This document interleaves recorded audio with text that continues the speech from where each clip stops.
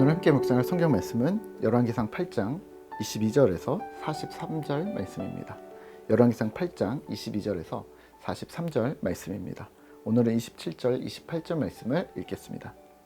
하나님이 참으로 땅에 거하시리까 하늘과 하늘들의 하늘이라도 주를 용납하지 못하겠거든 하물며 내가 건축한 이 성전이오리이까.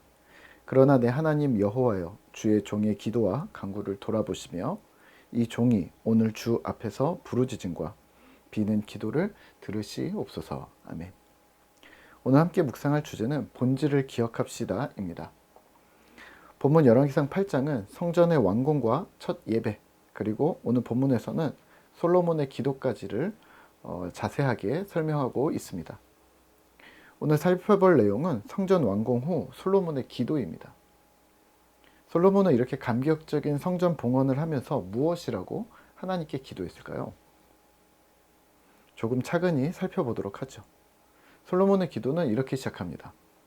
27절, 28절입니다. 하나님이 참으로 땅에 거하시리까 하늘과 하늘들의 땅이라도 주를 용납하지 못하겠거든 하물며 내가 건축한 이 성전이오리까. 그러나 내 하나님 여호와여 주의 종의 기도와 간구를 돌아보시며 이 종이 오늘 주 앞에서 부르짖음과 비는 기도를 들으시옵소서. 아멘. 솔로몬의 기도에서 그의 겸손과 신앙이 묻어납니다. 이런 내용인 거죠. 하나님을 어떻게 땅으로 품겠습니까? 하늘로도 어떻게 하나님을 품을 수 있겠습니까? 하물며 인간이 건축한 이 건물로 하나님을 어떻게 품을 수 있겠습니까? 품을 수 없습니다. 그러나 하나님, 이 성전을 통해 하나님께서 우리의 부르짖음과 기도를 들어 주옵소서.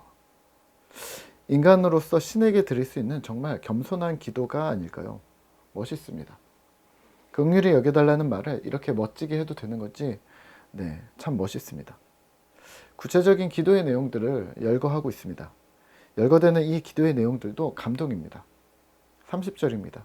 주의 종과 주의 백성 이스라엘이 이곳을 향하여 기도할 때에 주는 그 간구함을 들으시되 주께서 계신 곳 하늘에서 들으시고 들으시사 사하여 주옵소서. 아멘. 이런 거죠. 첫 번째, 하나님, 주의 백성들이 성전을 향해 기도할 때 우리 기도를 외면치 말아주시고 들어주십시오. 이렇게 첫 번째 기도합니다. 쭉쭉쭉쭉 한 몇 가지를 하는데요. 두 번째는 만일 누군가 범죄하여 이 성전에서 기도할 때 정의를 행해 주십시오. 만일 이스라엘의 적국이 패했을 때 이 성전에서 주께 돌아와 회개하고 간구하면 용서하시고 우리의 땅을 회복시켜 주십시오. 네 번째는 만일 범죄함으로 비가 내리지 않는다면 이 성전을 향해 기도하고 죄에서 떠날 때 이 땅에 비를 다시 내려주십시오. 또 다섯 번째, 만일 기근이나 전염병, 무슨 재앙이나 무슨 질병이 있다면 이 성전을 향하여 손을 펴고 기도와 간구를 한다면 주님 도와주십시오. 만일 이방인들이 이 성전을 향하여 하나님께 기도한다면 그들의 간구를 이루어 주십시오. 만일 주의 백성들이 전쟁에 나갈 때 이 성전 쪽을 향하여 기도하면 그들을 긍휼히 여겨 주십시오. 만일 우리가 적국의 포로로 잡혀갔을 때 이 성전 쪽을 향해 기도한다면 48절입니다. 자기를 사로잡아간 적국의 땅에서 온 마음과 온 뜻으로 주께 돌아와서 주께서 그들의 조상들에게 주신 땅, 곧 주께서 택하신 성읍과 내가 주의 일을 위하여 건축한 이름을 위하여 건축한 성전 있는 곳을 향하여 주께 기도하거든. 주님, 우리를 돌아보시고 돌아보아 주십시오. 용서해 주시고 사해 주시고 그 압제자들의 손이 긍휼을 베풀게 도와주십시오. 라고 이렇게 기도합니다. 52절입니다. 원하건대 주는 눈을 들어 종의 간구함과 주의 백성 이스라엘의 간구함을 보시고 주께 부르짖는 대로 들으시옵소서. 아멘. 오늘 이 감격적인 상황, 성전 봉헌과 기도의 말씀들을 묵상하며 우리는 무엇을 기억해야 할까요? 성전의 본질입니다. 목적입니다. 성전의 처음 모양새, 본래의 목적을 기억하시면 오늘은 어떨까요? 성전은 하나님이 임하는 장소가 아니라 임재하신다는 상징이었습니다. 하나님은 이미 온 세상에 충만하시기에 어느 장소에 임재하실 필요가 없는 것이죠. 이런 상황에 성전은 하나님의 임재가 우리에게 있다는 상징입니다.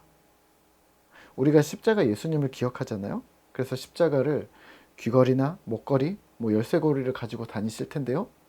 그 열쇠고리에 예수님이 임하시는 건 아니죠. 하지만 십자가를 보면서, 그 작은 십자가들을 보면서 예수님을 기억할 수 있는 방편이 상징이 되는 것이죠.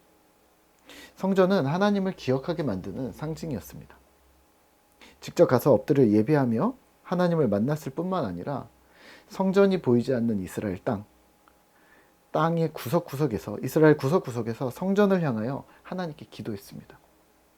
심지어는 이스라엘이 아닌 타지, 포로된 땅에서 어디인지 정확하게 방향도 가늠할 수 없는 그곳에서 성전을 향해 기도했습니다. 다니엘이 메대라는 나라에서 그렇게 기도하다가 위험에 처했었죠.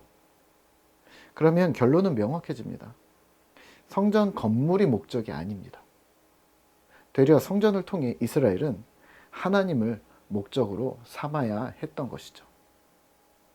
그렇다면 오늘 우리의 신앙생활도 마찬가지입니다. 건물이나 공간을 확보하고 거기서 예배를 드릴 때 우리는 하나님이 임재하신다고 생각합니다. 네, 그럴 수도 있습니다. 하지만 교회 예배당이 목적이 아니라는 것을 우리는 잘 알고 있습니다. 예배당을 채워야 할 의무도 또 거기서 꼭 무릎을 꿇어야 하지 않는다는 것을 우리는 잘 알고 있죠. 오늘 솔로몬의 기도처럼 어디서든 기도할 수 있고 내 주 예수 모신 곳이 그 어디나 하늘나라라고 우리가 찬양하는 것처럼 그 어디나 성전이 된다는 사실을 우리는 알고 있습니다. 그렇다면 우리는 이 성전의 본질을 기억하면서 그 의미가 퇴색되는 것을 경계하셔야 합니다. 건물은 건물일 뿐입니다.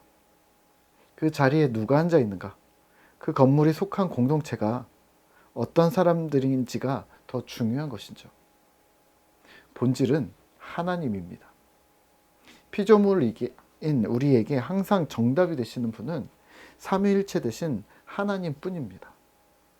그 외에는 모든 것이 수단이나 은혜의 결과인 것이죠. 주객이 전도되지 않도록 하셔야 합니다. 무엇이든 그 의미가 퇴색되지 않도록 본질을 기억하셔야 합니다.